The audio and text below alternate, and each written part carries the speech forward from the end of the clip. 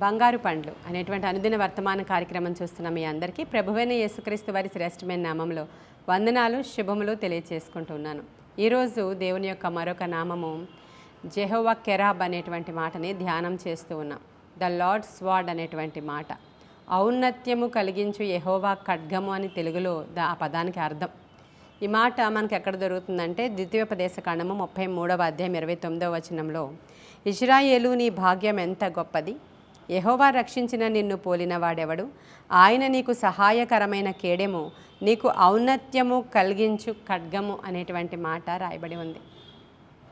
దేవుని యొక్క ఖడ్గము, దేవుని యొక్క ఖడ్గము ఎంత బలమైనదో మన అందరికీ తెలిసిన విషయమే. అనేక యుద్ధాలలో దేవుడు మాట్లాడుతూ ఉంటాడు, యుద్ధం మీరు కాదు నేనే చేస్తాను, మీరు వెళితే సరిపోతుంది, మీ తరఫున వ్యాజ్యమాడువాడను నేనే అంటూ ఉంటాడు ఆయన.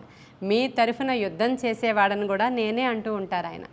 మనం చాలా సందర్భాలలో సమూయేలు గ్రంథంలో 2వ సమూయేలు గ్రంథం 5వ అధ్యాయంలో దావీదు దేవుడిని అడుగుతూ ఉంటాడు, ఫిలిష్తీన్ల మీదకి వాళ్ళు నా మీదకి వచ్చారు, మరలా యుద్ధానికి వెళ్ళాలా, వెళితే నేను వాళ్ళని జయించగలుగుతానా, వెళ్ళమంటారా అని అడుగుతూ ఉంటాడు. ఫస్ట్ టైం దేవుడు చెప్తారు, వెళ్ళు, నువ్వు తప్పకుండా వాళ్ళని జయిస్తావు, వెళ్ళు అని చెప్పినప్పుడు వాళ్ళని శత్రువులను ప్రవాహం వల్లే వాళ్ళని చంపి వాళ్ళని నిర్మూలించడానికి దావీదుకి దేవుడు సహాయం చేస్తాడు. తర్వాత ఫిలిష్తీన్లు విడిచిపెట్టిన బొమ్మలన్నిటినీ అక్కడ విడిచిపెట్టి పారిపోతారు వాళ్ళు, వాటన్నిటినీ కూడా వీళ్ళు తీసి పారవేసినట్లుగా తర్వాత ఆ గ్రంథంలో మనం చూస్తాం. మరొకసారి అదే సందర్భంలో పోయిన వాళ్ళు మళ్ళీ తిరిగి వస్తారు.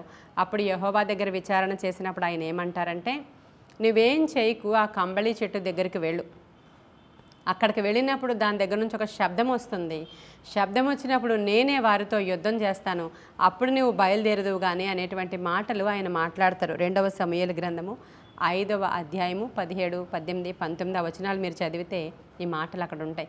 ఎప్పుడైతే కంబళి చెట్టు దగ్గర శబ్దం వస్తుందో అప్పుడు దేవుడు తనే స్వయముగా యుద్ధము చేయడానికి అక్కడ సహాయం చేసినట్లు, యుద్ధము చేసినట్లు కూడా అక్కడ రాయబడి ఉంటుంది. తరువాత దావీదు తన వంతు పాత్ర తను చేసినట్లుగా మనం చూస్తాం. మన దేవుడు మన పక్షముగా యుద్ధం చేసేటువంటి దేవుడు. అస్మాని పాట పాడుతూ ఉంటాం కదా, యుద్ధము యెహోవాదే అనే పాట, మేము కూడా ఎక్కువ పాడుతూ ఉంటాం ఆ పాట. నిజమేనా మన దేవుడు మన పక్షముగా యుద్ధం చేస్తాడా అంటే, పాత నిబంధన కాలంలో అధికముగా ఈ యొక్క ఇన్సిడెంట్స్ మనం చూస్తాం. ఒకానొక సందర్భంలో న్యాయాధిపతుల గ్రంథం 7వ అధ్యాయంలో గిద్యోను అనే వ్యక్తి మనకు కనిపిస్తాడు.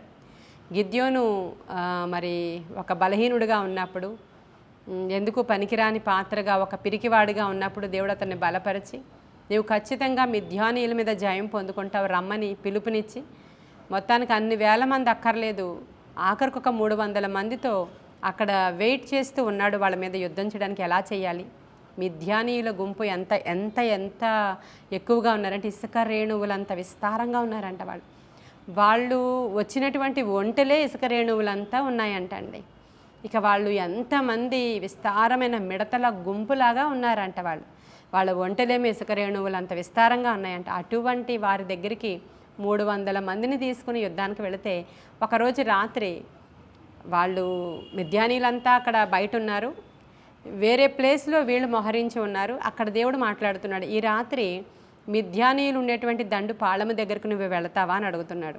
అప్పుడు ఇక గిద్యోను అంటున్నాడు, అమ్మో నాకు భయం ప్రభువా, అంత విస్తారమైన జనం దగ్గరికి నన్ను ఒక్కడనే ఈ రాత్రి వెళ్ళమంటున్నావు ఎందుకు అని అడిగినప్పుడు, ఏం పర్వాలేదు నువ్వు వెళ్ళి అక్కడికి వెళ్ళిరా, నీకు భయం అయితే నీ పనివాడు పోరా ఉన్నాడు కదా వాడిని తీసుకొని వెళ్ళు అన్నాడు. అయితే తన పనివాడైనటువంటి పోరాను తీసుకుని వెళ్ళేసరికి అందరూ నిద్రపోతున్నారు, అక్కడ నైట్ టైం కదా నిద్రపోతూ ఉన్నారు. దగ్గరికి వెళ్ళేటప్పటికి ఒక గుడారంలో నుంచి, ఆ యొక్క శత్రువులు మోహరించి ఉన్న గుడారాలలో నుంచి ఒక గుడారంలో నుంచి 2 వ్యక్తులు మాట్లాడుకుంటున్న మాటలు గిద్యోను వింటున్నాడు. వాళ్ళిద్దరు ఏం మాట్లాడుకుంటున్నారంటే, ఒకడికి కల వచ్చిందంట. ఆ కల ఏంటంటే, ఒక యవల రొట్టె దొర్లుకుని వచ్చి వీళ్ళ గుడారాన్ని కొట్టినప్పుడు గుడారాలు పడిపోయినటువంటి ఒక దర్శనం వచ్చిందంట. ఆ యొక్క కళ ఇంకొకటిగా చెప్తున్నప్పుడు వాడంటున్నాడు, ఇంకేముంది, అది గిద్యోను యొక్క ఖడ్గమే అంటున్నాడు. హల్లెలూయా. గిద్యోనే మన మీదకి వచ్చాడు కదా, అతడే యుద్ధానికి వస్తాడు, యవల రొట్టె అంటే అతనికే సాదృశ్యం, యెహోవా ఖడ్గం అది, గిద్యోని ఖడ్గం అది అని చెప్పినప్పుడు ఆ మాటలు వినినప్పుడు గిద్యోనికి ధైర్యం వచ్చిందంట. హల్లెలూయా. ధైర్యం వచ్చి అన్యుడు, వాడు శత్రువు, వాడికి దేవుడు కల ఇచ్చాడు చూడండి. అయితే తర్వాత వెళ్ళిపోయాడు. వెనక్కి వెళ్ళిపోయిన తర్వాత 300 మందితో చెప్పడానికి, వాళ్ళని సిద్ధపరచడానికి గిద్యోనికి ధైర్యం వచ్చింది. ధైర్యం వచ్చి మీరందరూ కూడా సిద్ధపడండి. 100 మంది దివిటీలను పట్టుకోండి, 100 మంది బూరలను పట్టుకోండి, 100 మంది కుండలను పట్టుకోండి అని 3 విభాగాలుగా వాళ్ళని విభజించి, మేము వెళ్ళి బూరలు ఊదినప్పుడు వెంటనే మీరు కుండలు పగలగొట్టండి అని చెప్పి వాళ్ళకి సైగ చేసి ఆ యుద్ధ వాతావరణం దగ్గరికి, యుద్ధ రంగంలోనికి వెళ్ళిపోయిన తర్వాత, మిద్యాను దండి దగ్గరికి వెళ్ళిన తర్వాత వారు బూరలు ఊదినప్పుడు ప్రజలందరూ ఒక కేకలు వేయాలి. ఆ కేకలు ఏంటంటే, యెహోవా ఖడ్గమే గిద్యోను ఖడ్గమ. హల్లెలూయా. ఈరోజు మనము ద లార్డ్స్ వార్డ్ అనేటువంటి మాటని ధ్యానం చేస్తున్నాం. యెహోవా కెరబ్ అనేటువంటి మాటని, ఆ మాటని మనము ధ్యానము చేస్తూ ఉన్నాము కనుక యెహోవా ఖడ్గమే గిద్యోను ఖడ్గము అనే మాట. ఇక్కడ యెహోవా ఖడ్గమే గిద్యోను ఖడ్గమని వారందరూ కేకలు వేసినప్పుడు, వాళ్ళందరూ ప్రజలు బూరలు ఊదుతూ ఉన్నప్పుడు, ఒకేసారి 100 మంది కొండలు పగలగొట్టినప్పుడు, 100 మంది దివిటీలు పట్టుకుని వస్తున్నప్పుడు మిద్యాను సైన్యము భయపడిపోయి ఒకడి మీద ఒకడు పడిపోయి ఒకడినొకడు పొడుచుకొని ఏదో జరిగిపోయింది, మనలోకి అనేకమైన వేల లక్షల దండు వచ్చేస్తుందని చెప్పి భయపడి వాళ్ళల్లో వాళ్ళే చచ్చిపోయి వాళ్ళల్లో వాళ్ళే పారిపోయి వెనకాల మిగతా ఇజ్రాయిలీలు తరిమి తరిమి వాళ్ళని చంపినటువంటి సంఘటన, అక్కడ వాళ్ళు ఓడిపోయిన సంఘటన గిద్యోను విషయంలో మరి న్యాయాధిపతుల గ్రంథంలో 7వ అధ్యాయంలో మీకు కనిపిస్తుంది. ఇలా దేవుడు శత్రువును వెళ్ళగొట్టినట్లుగా, ఆయనే వ్యాజ్యమాడినట్లుగా, ఆయన ఖడ్గము తన ప్రజలకి జయమిచ్చినట్లుగా అనేకమైన చోట్ల ఇంకా చాలా ఇన్సిడెంట్స్లో రాయబడి ఉన్నాయి. అది ఓల్డ్ టెస్టిమెంట్ కదండి. న్యూ టెస్టిమెంట్ దగ్గరికి వచ్చేటప్పటికల్లా దేవుని యొక్క ఖడ్గం ఏంటో తెలుసా మీకు? ఎఫెసీయులకు రాసిన పత్రిక 6వ అధ్యాయంలో మీరు చూస్తే 17వ వచనంలో, రక్షణను శిరస్త్రాణమును దేవుని వాక్యమనే ఆత్మ ఖడ్గమును ధరించుకొనుడి. హల్లెలూయా. ఇప్పుడు యెహోవా ఖడ్గం ఎక్కడికి వచ్చేసింది? మనము ధరించుకునేటువంటి ఒక వస్తువుల్లోనికి వచ్చేసింది. మనము దానిని ధరించుకోవాలి. దాని పేరు రక్షణ ఖడ్గము, దాని పేరు యెహోవా ఖడ్గము, ఆత్మ ఖడ్గము. అది మనం ధరించుకునే ఒక వెపన్ మన దగ్గరికి వచ్చేసింది. అదేంటి అని అంటే దేవుని యొక్క వాక్యము. ప్రియమైన దేవుని బిడ్డలారా, వాక్యము రోజు చదువుతున్నారా మీరు? యేసుక్రీస్తు ప్రభు వారికి శోధకుడి యొక్క శోధన 40 దినాలు ఉపవాసం తర్వాతే వచ్చింది. ఉపవాసం తర్వాత ఆయన బయటికి వచ్చిన తర్వాత శోధకుడు వచ్చి అంటున్నాడు, నీకు చాలా ఆకలేస్తున్నట్లుంది కాబట్టి ఇక్కడ ఉన్నటువంటి రాళ్ళను రొట్టెలుగా చేసుకుని తిను. నీకు దేవుడు పవర్స్ ఇచ్చాడు కదా, అందులోకి ఇప్పుడే ఉపవాసం ఉన్నావేమో, ఇంకొంచెం ఆ గిఫ్ట్స్ అన్నీ నీకు ఉన్నట్లుగా ఉన్నాయి, నీవు ఈ రాళ్ళను రొట్టెలుగా చేసుకుని తిను అంటున్నాడు. అప్పుడు ప్రభువు దేనితో జయించారు? ఆయన దగ్గర ఉన్న ఖడ్గాన్ని బయటకు తీశారు. ఆయన ఏమన్నారో తెలుసా? మనుష్యుడు రొట్టె వలన కాదు కానీ దేవుని నోటిలో నుంచి వచ్చే ప్రతి మాట వల్ల బ్రతుకుతాడు. హల్లెలూయా. దేవుని వాక్యంలో ఉన్న వచనాన్ని ఎత్తి చూపిస్తున్నారు ఆయన. మరొకసారి తీసుకుని వెళ్ళి అక్కడే ఎత్తైన కొండ దగ్గర తీసుకుని వెళ్ళి అంటున్నాడు, నీవు నాకు సాగిల పడితే ఇదిగో ఈ భూలోక రాజ్యాలన్నీ నేను నీకు ఇచ్చేస్తాను అంటున్నాడు. అప్పుడు ప్రభు అంటున్నాడు, దేవునికి మ్రొక్కాలి, దేవునికి నమస్కారం చేయాలి తప్ప మనుష్యుడికి కానీ శాతానుడికి కానీ మ్రొక్క వీలు లేదు అంటున్నాడు ఆయన. అయితే పైనుంచి దూకే, ఇక్కడి నుంచి నీవు దూకుతున్నప్పుడు నీ దేవుడు తన దూతలకు ఆజ్ఞాపిస్తాడు, వాళ్ళు నీ పాదాలకి రాయి తగలకుండా ఎత్తి పట్టుకుంటారని శోధకుడు కూడా వాక్యాన్నే ఉపయోగించి పోరాడుతున్నాడు అక్కడ. ప్రభువు వెంటనే దేవుణ్ణి శోధించవలదు అని రాయబడి ఉంది, అది నీకు తెలియదా అని అడుగుతున్నారు. దేవుడు యేసుక్రీస్తు ప్రభువారు 3 విషయాల్లో కూడా జయం ఎలా పొందుకున్నారు అనంటే ఖడ్గమును పట్టుకున్నారు, వాక్యం అనే ఖడ్గము. హల్లెలూయా. ఈరోజు నీ యుద్ధం కూడా నువ్వు చేయాల్సి ఉంటే నీ నోరు కాదు చేసేది, నీ పరపతి కాదు చేసేది, నీ బ్యాంక్ బ్యాలెన్స్ కాదు చేసేది, నీకున్నటువంటి మెన్ పవర్ కాదు చేసేది, నీకున్నటువంటి బంధు జనాంగము కాదు, రాజకీయ అండ కూడా కాదు. నీవు పోరాడాలి అంటే నీ చేతిలో వాక్యం అనే ఖడ్గం ఉండాలి, నీ నోటిలో వాక్యం అనే ఖడ్గం ఉండాలి. ప్రియమైన దేవుని బిడ్డ, చూడండి హెబ్రీయులకు రాసిన పత్రిక 4వ అధ్యాయంలో 12వ వచనం చదువుతున్నాను. ఎందుకనగా దేవుని వాక్యము సజీవమై బలము గలదై రెండంచులు గల ఎటువంటి ఖడ్గము కంటేను వాడిగా ఉండి ప్రాణాత్మలను కీళ్లను మూలుగను విభజించినంత మట్టుకు దూరుచు హృదయం యొక్క తలంపులను ఆలోచనలను శోధించుచున్నది. వాక్యం ఎటువంటిదంటండి? రెండంచులు గల వాడిగల ఖడ్గము. హల్లెలూయా. యెహోవా కెరాబ్ అనే మాటని మనం ధ్యానం చేస్తున్నాం. అది ఎటువంటిదంటే రెండంచుల వాడిగల ఖడ్గం. చెప్తున్న నాకు, వినుచున్న మీకు, మీ మూల్గులలోనికి, నరాలలోనికి, కీళ్లలోనికి అది చొచ్చుకుని పోతుంది. అది రెండంచుల ఎటువంటి ఖడ్గము కంటేను వాడిగలదంటది.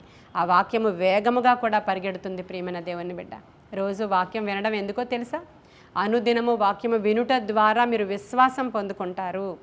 అనుదినము వాక్యం మీద మీరు ఆధారపడుట ద్వారా మీరు జయం పొందుకుంటారు.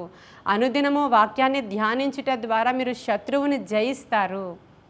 అనుదినము దేవుని యొక్క వాక్యాన్ని ధ్యానము చేసి మరి ప్రతిరోజు నెమర వేసుకోవడం ద్వారా నీవు బలవంతుడుగా తయారవుతావు. ఈ విషయాలు చాలామందికి తెలియదు. ఏదో ప్రార్థన చేసుకుంటారు, క్యాలెండర్లో వాక్యం చూస్తారు, వెళ్ళిపోతారు. దేవుని యొక్క వాక్యాన్ని చేతపట్టుకుని ప్రతిదినము కూడా రెగ్యులర్గా చదువుతున్నావా? నీవు వాక్యంలో జీవం ఉంది, వాక్యంలో శక్తి ఉంది, వాక్యంలో బలం ఉంది, వాక్యంలో నిజముగా నీ యొక్క ప్రతి సమస్య నుంచి నిన్ను విడిపించగల సామర్థ్యం ఉంది. నీ తరఫున వ్యాజ్యమాడేటువంటి ఖడ్గము వాక్యమే.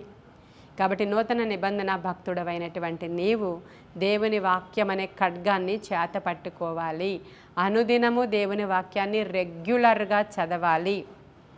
ఒకవేళ చాప్టర్ వెంబడి చాప్టర్ని అలా చదవకపోయినా నీవు అది ఒక లెవెల్లో చదువుకుని వెళ్ళిపోవడం మంచిదే. అలా కాకుండా ప్రతిరోజు కొంత వాక్యాన్ని నేను ధ్యానం చేయాలి, నెమరు వేసుకోవాలి, దాని మీద గ్రిప్ సంపాదించుకోవాలి, అది ఏమంటారు కంఠస్థం చేయాలి. ఇది కూడా చాలా మంచిదే.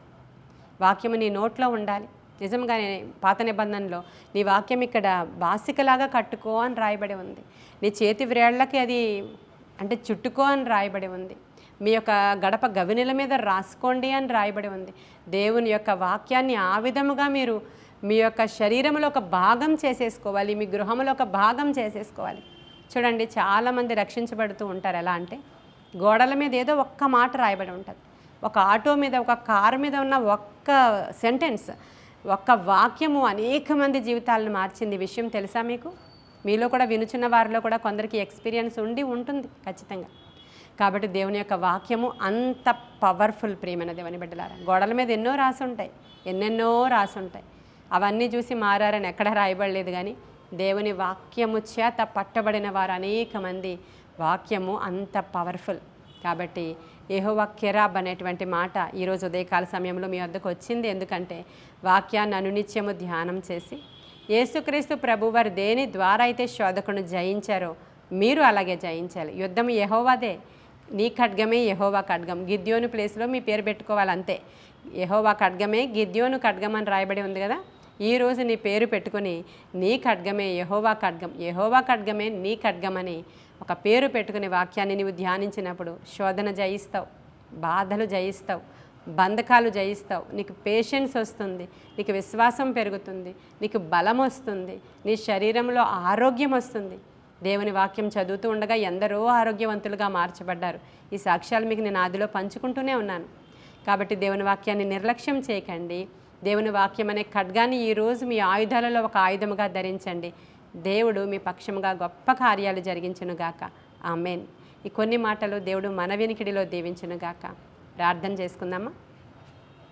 మహాపరిశుద్ధుడైన తండ్రి, మహోన్నతుడైన దేవ, బిడ్డలు ఏమైతే ధ్యానం చేస్తున్నారో, ఏ వాక్యము నిర్లక్ష్యం చేసి ఉన్నారో, ఏ వాక్యాన్ని ధ్యానం చేయడం లేదో ఒకసారి ఈరోజు జ్ఞాపకం చేసుకోవడానికి సహాయం చేయండి.